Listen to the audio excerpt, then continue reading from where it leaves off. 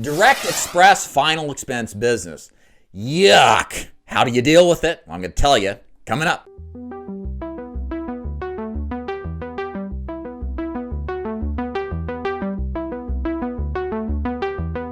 Greetings and salutations. It's David Duford, owner of Duford Insurance Group, where I train and recruit agents nationally to sell things like final expense, Medicare, and annuities, both face-to-face and over the phone.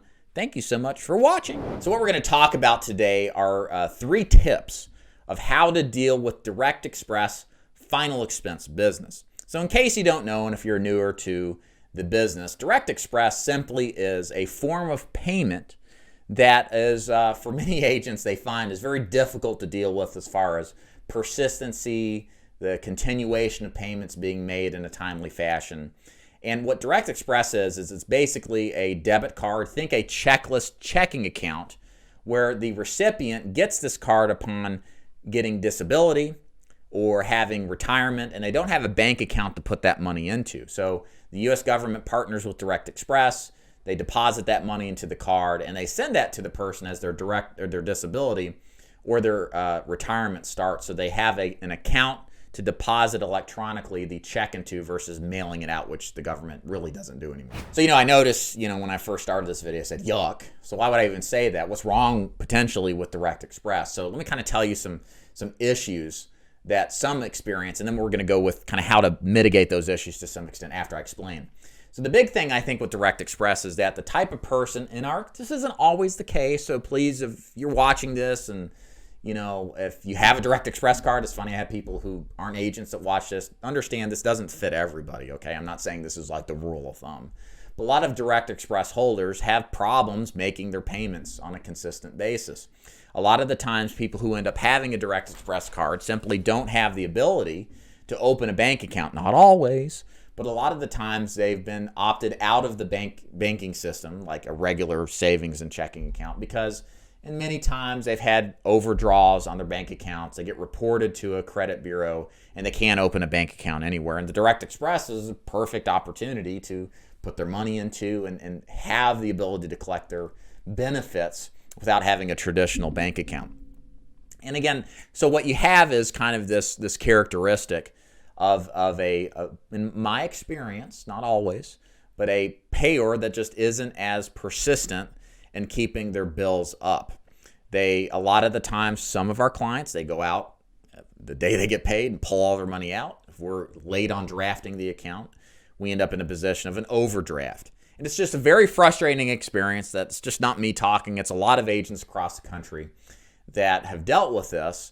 And it's sometimes can be a challenge if you don't know how to set up the deal with the Direct Express payment from the beginning. And that's what we're going to talk about now that you know a little more about Direct Express. I'm going to give you some options, some ideas on what steps you can take to avoid the problems or mitigate them entirely in order to accept Direct Express on a consistent basis. So number 1, you can just avoid taking Direct Express completely. Now, I do not advocate that position because in many places, 1 out of 5, maybe 1 out of 4 of your deals are going to be done through Direct Express. And a lot of Direct Express card holders are consistent forms of business. They're not all terrible as far as they're keeping up their bills. So I think walking past Direct Express on a regular basis as a strategy is not good. You're just leaving money on the table. So what I would recommend is absolutely take Direct Express and just be more intelligent, as we're about to talk about, with how to place the business in a thoughtful manner. That brings me to my next point, and I think if you're going to take Direct Express, which I think you should, you need to make sure you're using the right carriers that are going to get you specifically the best arrangement. So what you don't want to do when you do carrier selection is, I think, dump all of your Direct Express with one company. Because again, what happens, what word on the street is persistency with Direct Express, the quality of the business staying on the books, is much lower as a form of payment via just Direct Express versus checking accounts. And if you load up a carrier with a bunch of Direct Express, you're likely going to have poor persistency. You're likely going to have issues with the cards getting lost and there's a new 3-digit number on the back or a new 16-digit card number and catching people to update it. If you do all that and you have a dumping ground carrier for your direct express business, you're likely going to have such low persistency, or you risk this, that you may lose the carrier and you're going to be terminated for poor quality of business and have a blemish potentially on your record. What I recommend instead is spreading that business across several carriers. And we're going to talk about what kind of carriers to use here. So that way you're not ruining your relationship with one carrier.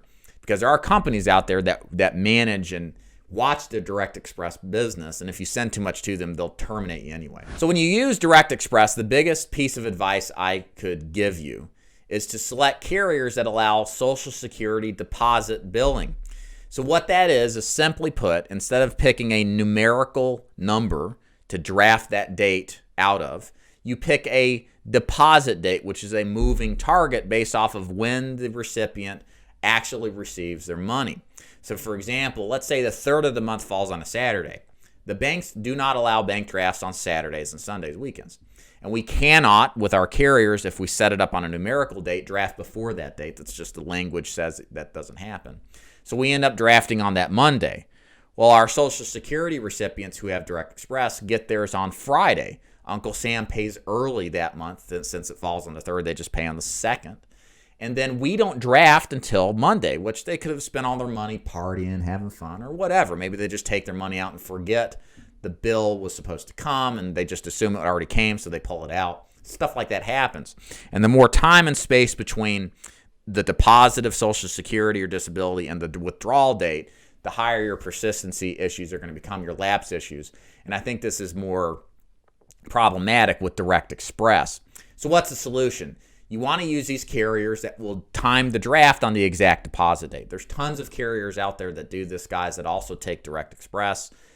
Use these carriers exclusively, I would say, when you're dealing with Direct Express. If you're writing Direct Express with a company that doesn't have Social Security deposit billing, you're going to have all sorts of persistency issues that you wish you didn't have to deal with. So guys, this is how I manage Direct Express. This is why I've never had any serious chargeback issues or lapse issues with Direct Express, because I'm intentional on selecting carriers that do Social Security deposit billing, and I make sure to spread it out between several carriers, that way not to load up one carrier and potentially ruining a relationship with that carrier. I hope this helps you how to deal with Direct Express business, because I think you should take it.